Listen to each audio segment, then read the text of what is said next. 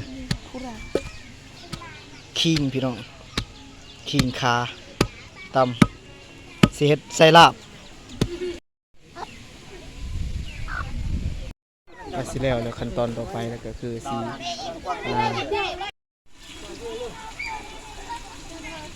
คั่วเครื่องใน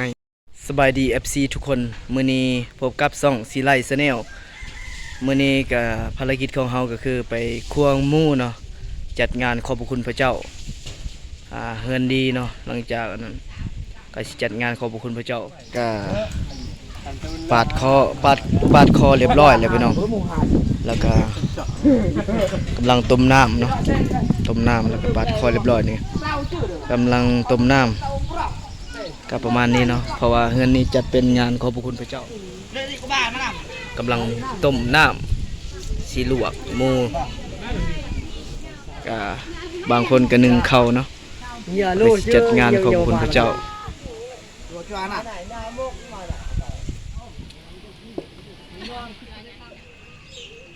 บรรยากาศคร่าวๆกับประมาณจังสี่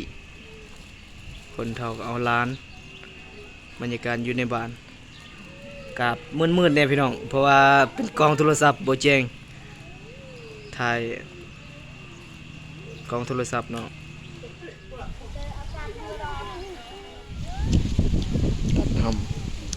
หมูตอนalors nghĩa luôn là bà nhiều bà chưa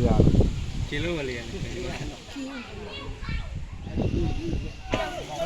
กำลังคั่วเนาะลูกคนมันออก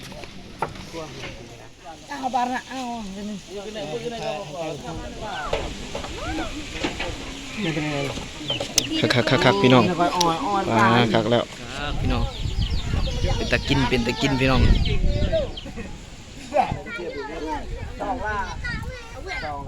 งานคืออันน่ะขี้เข็บเลยเนาะ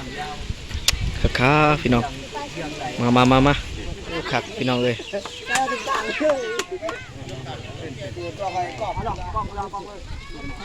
สดพี่น้อง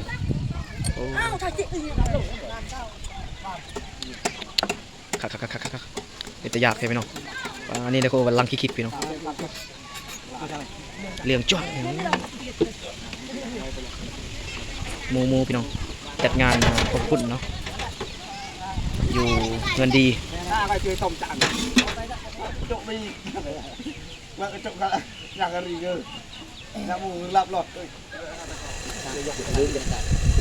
นี่เซฟเว่เนาะกำลังออกเป็นต้นแล้วก็สีครัว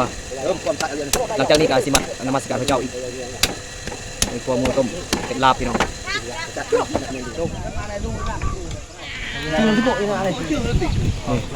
เยอะป่ะเป็นตอนเนาะแล้วก็ปลาต้มพี่น้องรุ่นนี้ก็เชื่อเลยว่ากันไปมาเขาเรื่อยเซียนข้างแน่เลยพี่น้องเฮ็ดนี่โมเมนต์ธรรมดานั่นเองเสียนแวเนาะการในระหว่างเฮ็ดกินเนาะ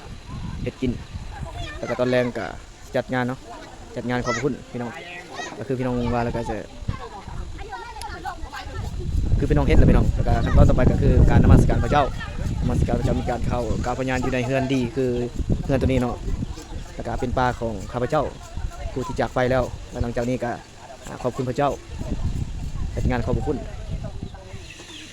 คือร้านเนาะร้านของข้าพเจ้ากินมันแก้วพี่น้องนี่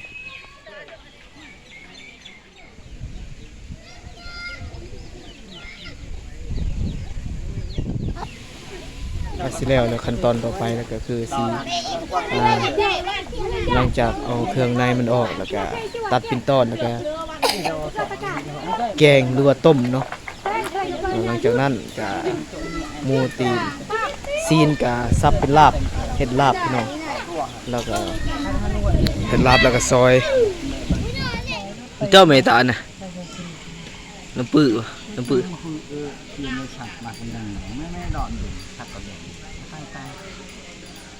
จัดตอกเพื่อสิมัดอันน่ะไม้ปิ้งพี่น้องว่าได้จากของปลาหรือว่าสิปิ้งก็ใส่ในเฮือนครัวนี่แหละพี่น้องแล้วก็จัดไว้ เพื่อเพราะว่าคนในสมัยโบราณเขาก็ดุมันในการเฮ็ดเวียกเขาก็จัดตอกจัดหยังแล้วก็เฮ็ดต่างๆ คือภาษาคนเฒ่า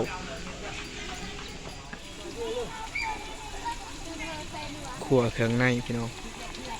ใส่หมูคั่วแล้วก็แบ่งกันในระหว่างต้มหมูเนาะ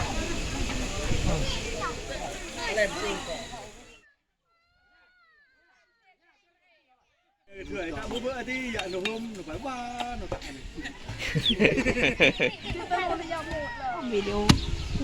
อีต้นคิงพี่น้องคิงขาตำสิเฮ็ดใส่ลาบโอ้พี่น้องว้าเป็นแต่แซ่บพี่น้องสบายดีFC ทุกคนมื้อนี้จะซอยหมูเนาะเฮ็ดลาบ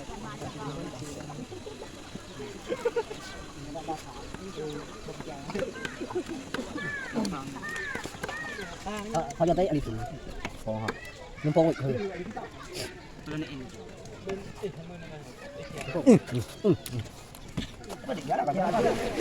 เครื่องในพี่น้องตับไก่ใส่พุงเสื้อซอยคักๆพี่น้องจะแซ่บด้วยนี่น้ำมูอยู่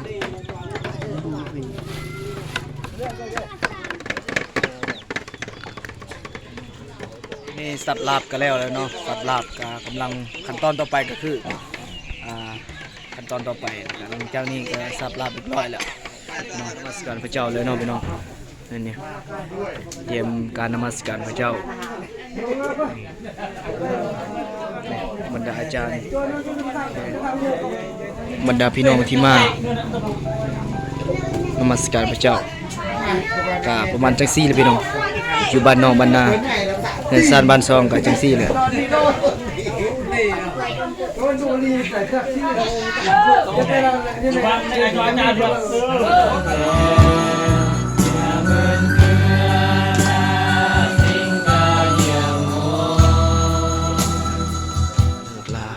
การนมัสการพระเจ้าแล้วก็หลังจากนี้ก็สิ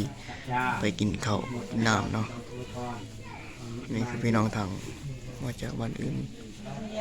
วันไต่ไผ่เนื้อคืออาหารเนาะที่กินมาจากแซ่บไปดูเรา